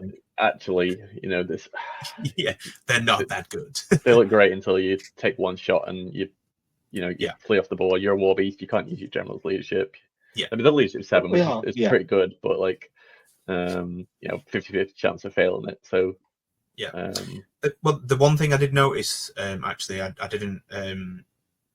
We noticed like halfway through the game, the White Lions have actually got open order, not closed order as well. Yeah, that's one thing to look out for. Yeah, and again, it's a unit lives in a wood. It's Yeah. not going to be a full ranked up sturdy unit. It's meant to be a moving quicker, nimble. Well, that's it. At least you have that 90-degree pivot, I believe, don't you, at the end of the year? Yeah, does it even notice stop you losing your ranks as well if you're in disrupted? Yeah. Disrupted. Yeah, but they've got move through cover, so they ignore all the moving shenanigans and stuff. Yeah. So you draw things into the woods, even if you lose combat, you're just not stubborn. Let's go, bro. You make them take dangerous terrains chasing after you. Yeah, I mean this is another good one as well, which is why you run him alongside. So you can actually accept challenges if he's in the unit, if Corhill's in the unit. Maybe that's probably one of the only reasons you would put him in there in the unit of White Lions. But I just think he's better on the chariot personally. Or you've just taken an all. Yeah. 4 base. Yeah. You're always going to take him into. I mean, to be honest with you, you probably won't Corhill fighting anyway because he will kill most things he hits. Yeah, I was just thinking, like, if he was toughness 4 base, you could put him in there with the banner and get him up to toughness 5, which would be nice. But if he's well, you can not Corhill. Sorry, you can get a similar build to Corhill, but it'll cost points, and obviously you don't get the special gear. But you can. So there's an item in here where you can get +1 toughness to the bearer, and then obviously the banner gives you toughness 5 with a great blade, but then you don't get all the other jazz with it. So you can kind of make a mini Corhill, I guess. Yeah. He's just a bit more tougher. But yeah, so that's the core. Again, it's mainly White Lion stuff. It's all strength 6. Thematic. It's thematic, mate. And I think it's one of the better ways to play. The problem is, I think you were alluding to then with the War Lions, you don't have a lot of screens really. Yeah, that's the thing I was looking at and thinking. Yeah, there's redirect because the open order, they're not impetuous like the saber tubes. They've not got any of that sort of stuff. So they're great redirectors. So they're fast. So you I know they're only 1 wound, but you can keep them tucked behind your units and then just march them out at put them in marching column. You've got a 24-inch march. Just have them hidden behind your things, and then you just bring them out and redirect things to either go away from your squishy elves or give you a perfect flank charge. I think there's definitely use for them, and for 36 points for a unit, I think there's definitely play with them. Oh yeah, I think the thing is with this one, I think there is a lot of play with all of them. It's getting the points because your units are so expensive. Yeah, I think and like I was saying, if they were core, you'd easily fit 3-4 units in there. And I think they're 1 per 1,000, but you'd definitely take the minimum. You'd definitely take the minimum 2, right? And yeah, exactly. I don't know. I still think they've got room. Yeah, even it's at just special, I think for 72 points, I'm sure you can squeeze in drop 72 points somewhere to squeeze them in. Probably you probably drop. I don't know what you the entire unit of Lion Guard. No, the Lion Guard are amazing. Get to them in a minute. Anyway, two Lion Chariots. They're just really, really good.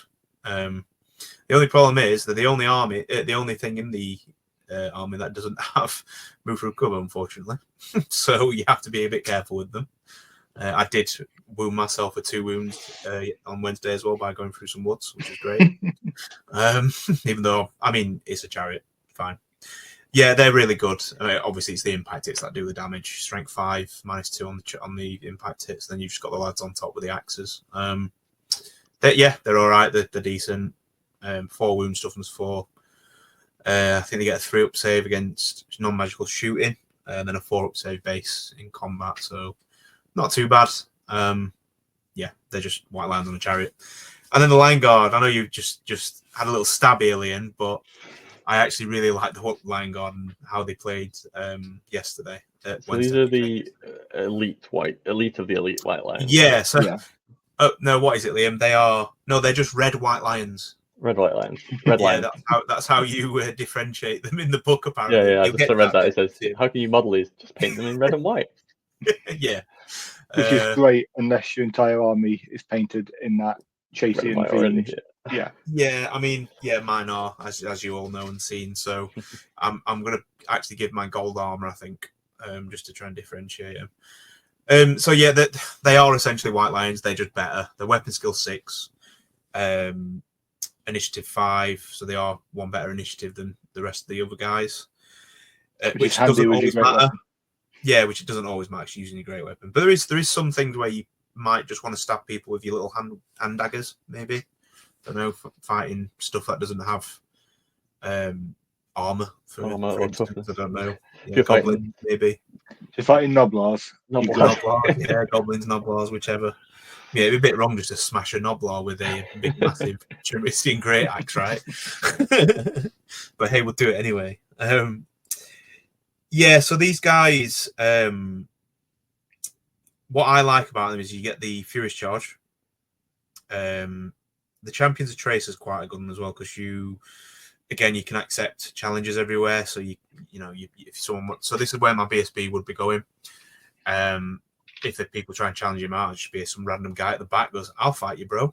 And you so get lookouts there every turn for you. Yeah, and you can re-roll the lookout, so yeah, which is good.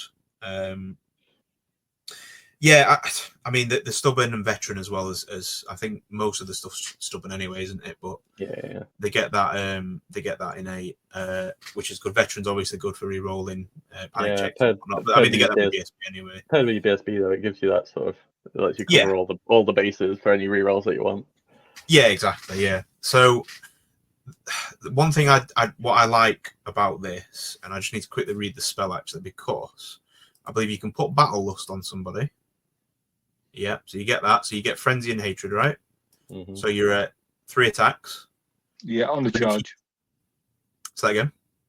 On the charge. On the charge, yeah. But then if you go into Laura's Safari, I'm hoping this doesn't say cancels out. Someone's... it's not that one, is it? You're looking for the high magic one? Yeah, the high magic one, yeah. It'll not be in here. It will be. Hold on. No, it's not been here. But yeah, so you get these. Hand of Cane, is it? I believe it is. I'm not 100% sure if it says cancels out any previous buffs, enhancements. But you can get up to like 4 attacks if that's right. If I remember right. Yeah. One of the re-rolling with a high weapon. Re-rolling hits, yeah, right. High strength. Yeah. So your strength 6, and you've already dropped your opponent's toughness. Yeah. Toughness down 1. These will kill anything on the charge if you get the right things off, which is why I like them. I've gone in there with a potion of speed as well on the champion, just in case someone does want to challenge me out, and I can go, well, I'll potion of speed myself and get myself a bit higher, at least even possibly fighting at the same time. How is it fair versus dragon? Yeah. The dragon challenges, only fights one of them. It doesn't matter. Yeah. He just fights one dude, doesn't he? And goes. But you haven't got much static res, right? No. So these would be in three ranks of 7.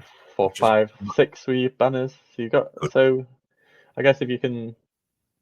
Yeah, if he doesn't max out on his stomps, maybe you get the win. Yeah. I mean, it's the game, and it's all down to luck anyway. So you just see what you get. But no, that's what I plan on running. I just need to build the other White Lions, and then hopefully we'll find 72 points for some actual lions. Yeah, I think the thing is, like we were saying before with the Arcane Journals, is that they're themey, but they're not overpowered, or not some of them.